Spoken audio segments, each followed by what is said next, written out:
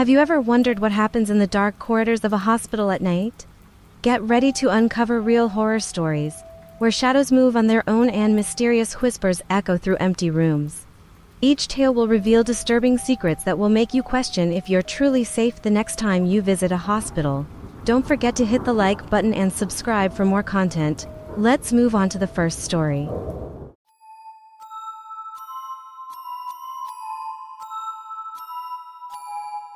I never liked hospitals, not because of the antiseptic smell, the endless hallways, or the sounds of machines and occasional cries, but for something deeper. Maybe it was the inevitability of human mortality or the cruelty of fate, but nothing prepared me for my stay at the hospital. I was there for a simple gallbladder surgery and expected to be back home in a few days. Upon arrival, the receptionist informed me that I would be in the West Wing. I didn't see a problem with that until I saw the expressions on the staff's faces. They exchanged worried glances, as if there was some secret not shared with the patients.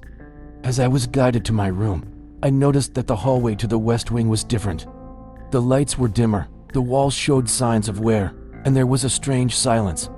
In my room, high windows let in little daylight, and a slight draft of cold air passed through the room, despite it being the height of summer. Next to my bed was a painting of a serene landscape, but something about it seemed out of place. The first night was calm, except for the occasional murmurs coming from the hallway. The next morning, a nurse came in to check on me. I asked about the nighttime noises, and she hesitated before answering. She only said it was an old wing with old pipes. However, that night, the sounds were not just murmurs. They were sobs, moans of pain, whispered words I couldn't make out. I tried to convince myself they were just dreams or side effects of the medication, but deep down, I knew there was something more. On the third day, the patient next to me, an elderly man named Frank, began to tell me about the history of the West Wing. It was an old part of the hospital, built in the early 20th century. There had been an outbreak of an unknown disease, and many patients were quarantined in that wing. Many of them did not survive. He said that since then, hospital staff had heard strange sounds at night. It was believed that the spirits of those who had died were trapped, seeking release. That night, something even more disturbing happened. I woke up in the middle of the night with the feeling of being watched. From the corner of the room, a shadowy figure was watching me. It had no clear features, only the silhouette of a woman dressed in old-fashioned clothing. She pointed to the painting next to my bed before disappearing. Terrified, I turned on the light and looked at the painting. It appeared to be the same serene landscape, but upon closer inspection, I noticed the figure of the same woman from the vision, standing by the edge of the lake in the painting. Horrified, I called for a nurse. She came in, and seeing my expression and where my finger was pointing, she turned pale. She immediately took the painting off the wall and left the room without saying a word. The next morning, I was informed that I would be discharged. Before leaving, the head nurse came to see me. She explained that the painting had been a donation made many years ago by a family in memory of their daughter, one of the victims of the unknown disease. She apologized for my experience and said that the painting would be permanently removed. As I prepared to leave, Mr. Frank gave me an enigmatic look and whispered, "They're not trapped in the painting, but in the wing. They just want to be remembered." As I left the hospital, I felt a mix of relief and sadness. The reality that the past can intertwine with the present in mysterious ways was frightening. Even after months, the memories of that stay haunted me. I started researching the outbreak and discovered that many of the patients from that time were buried in a mass grave, their names forgotten over time. I decided to create a memorial in their honor so that their souls might finally find peace. Years have passed, and although the terror of that night has never completely disappeared, I find some peace in knowing that, in some way, I helped honor the memory of those who were forgotten.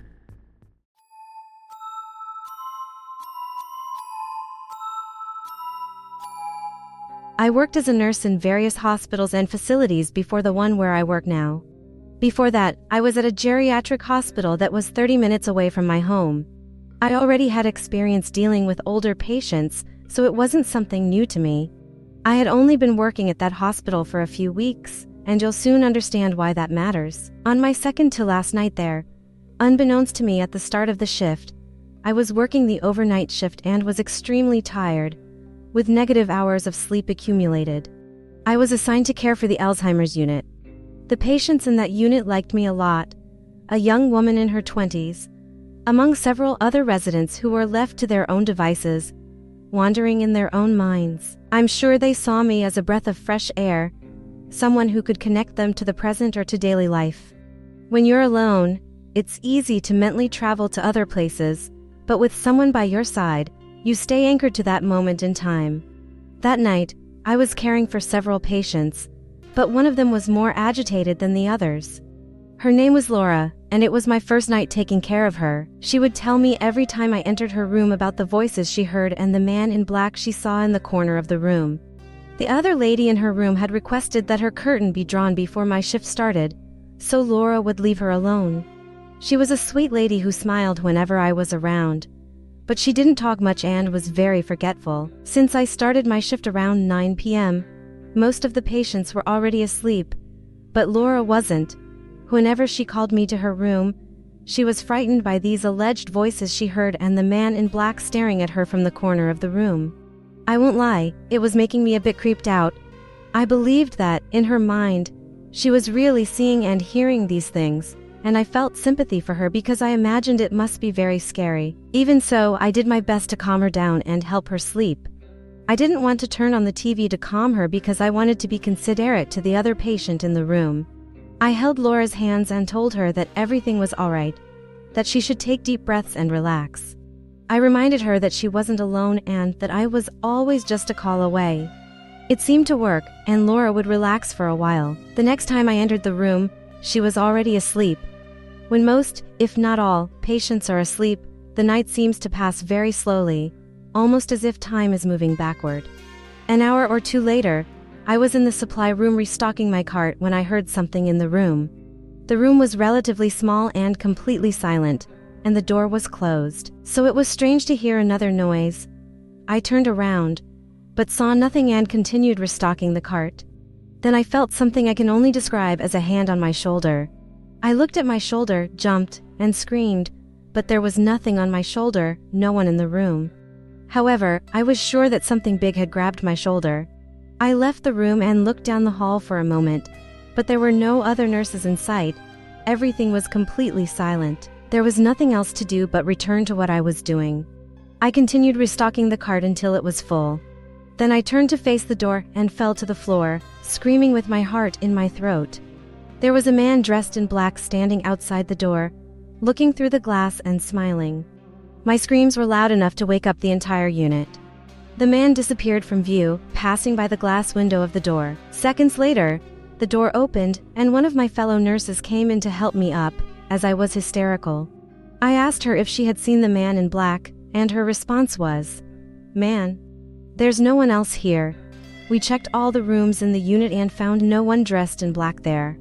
My screams had woken Laura, who was in a light sleep, and when I went into her room, she started talking about the voices again, this time about the screams she didn't know were mine. I asked her what the man in black looked like, if he was smiling. She looked at me, and I noticed her eyebrows furrow as her expression shifted to the most focused I had seen her all night. She asked, "How did you know?" Even with my heart still racing, I felt a chill when she said that. She started screaming now, and the other nurses came in and tried to calm her down. That night, I was transferred to another unit with a different colleague and ended up going home early because I was completely scared. The next day, I sent a message to the head nurse saying that my next shift would be my last, that the experience had traumatized me, and that I really didn't want to be in that building again. I received a response as friendly as I could expect. I was never diagnosed with anything, nor did I have any hallucinations of any kind. I know the effects of sleep deprivation, but this was something out of the ordinary.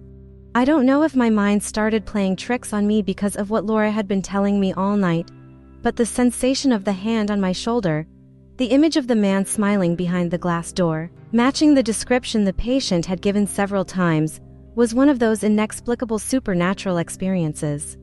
At least, I hope it was a once-in-a-lifetime experience.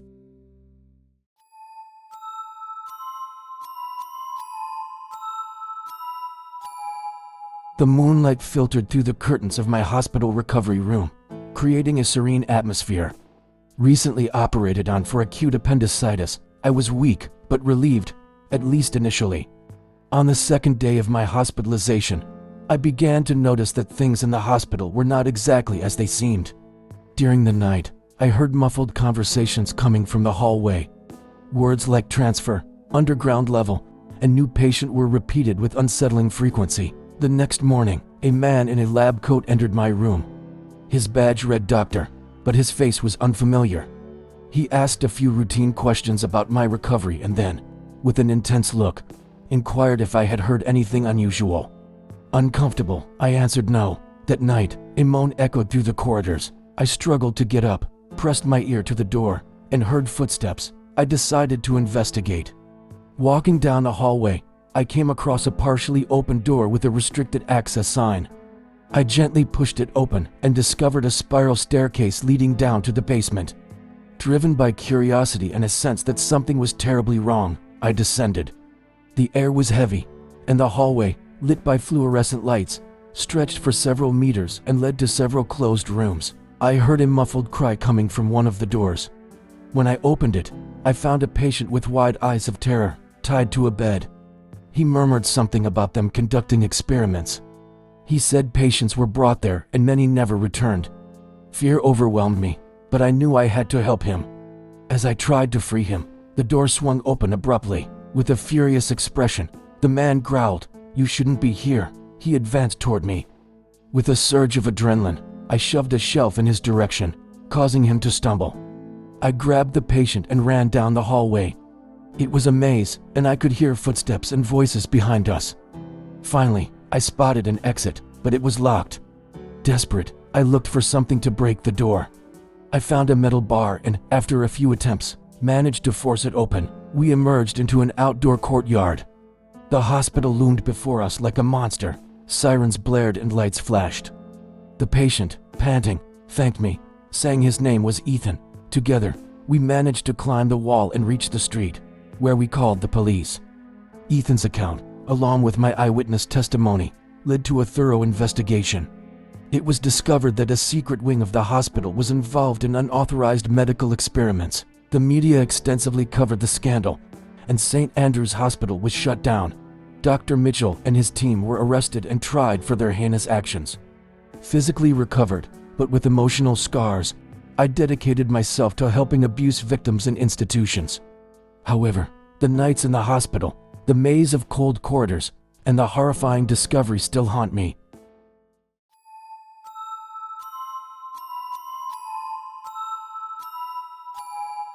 "3 years ago, I contracted bacterial meningitis. I don't think there was an outbreak happening where I live, so I'm not sure how I got the disease or who might have transmitted it. I started developing very severe symptoms, intense headaches, confusion, drowsiness, nausea, and loss of appetite. But when the hallucinations began, that's when I realized I had something very serious. While I was sick in bed and my husband was at work, I heard a child's voice calling Mommy downstairs. We don't have any children. I dragged myself out of bed to look down the stairs and called my husband's name. Of course, he didn't answer because he was at work. The headache I had when I stood up was unbearable, so I went back to bed. For the second time, I heard a voice from downstairs. It said hello. I grabbed the phone and called my husband in a panic, telling him over the phone that I was hearing a creepy child's voice in the house and thought I was hallucinating. He noticed how distressed I was on the phone, so he left work early to take me to the hospital. While waiting for him to get home, I changed my clothes, but while doing so, I had to rush to the bathroom to vomit. While I was vomiting, I heard another voice coming from outside the bathroom. I couldn't understand what was said, nor was I sure if it was the same voice I had heard before. I was losing my mind. I was only diagnosed when I arrived at the hospital. And apparently, if untreated, what I had could be very serious, even fatal. The doctor told me that hallucinations were quite common, but not unheard of. I was given antibiotics through and for shortly after arriving at the hospital with my husband. The doctor said I was lucky to have come to the hospital so quickly. My husband stayed with me for a few hours in the room, and I was informed that I would have to stay there for a few days, or up to a week due to the severity of my symptoms. Around 10 o'clock, my husband went home because he had work the next day. The nurse told me to call if I had any problems. Despite feeling absolutely terrible, I fell asleep quickly. I started having a dream where my ex-husband was in the room, leaning over my bed and talking to me. He was saying horrible things about my current husband, stroking my head, and saying he was glad I was okay, and that he came as soon as he saw my husband leave. He began to vent about how much he hated my current husband and wanted to kill him. He continued stroking my forehead and then left the room. I frequently have nightmares about my ex-husband because of how toxic and abusive our marriage was, and why it ended, which I'd prefer not to include. I woke up feeling groggy and dazed and looked around the room. There was a chair pulled up in front of my bed, but no one was sitting in it. It wasn't like that when my husband left. It was still early morning, so I went back to sleep. The next morning, I woke up to the nurse in the room. I told her about the dream I had, and she left but said it wasn't a dream. She said that a cousin of mine came to visit me the previous night. I told her I don't have any cousins who live in the state. She grew more serious and said that someone who claimed to be my cousin Daniel visited me late at night. Daniel was the name of my ex-husband. After further explanation, the nurse called a doctor who told me that the antibiotics might have caused delirium, which impaired my ability to distinguish between sleep and wakefulness. And that's why I heard so vividly what Daniel was saying. I called my husband to tell him what happened, and of course, he was furious and worried. He came back to the hospital after work that night, but that day I sent a message to Daniel asking what the hell he was thinking by visiting me, and how he knew I was in the hospital. My message was delivered, but he ignored it. I sent a follow-up message saying that I heard all the threats he made against my husband and that I would call the police. Minutes later, he replied saying he never threatened my husband, that he was just there when he found out what happened to make sure I was okay, and that I must have heard things while I was sleeping. I replied telling him to stay out of my life or I'd call the police again. He didn't respond. After that, I never told my husband about the threats I heard in my drowsy and semi-asleep state because I wasn't sure if they were real or not. With the mix of antibiotics and my strange auditory hallucinations from the previous day, I don't think it's impossible that what I saw wasn't what was actually said. I left the hospital the following week. Thanks for watching until the end. If you enjoyed the content, don't forget to leave a like and subscribe so you don't miss any new and terrifying videos.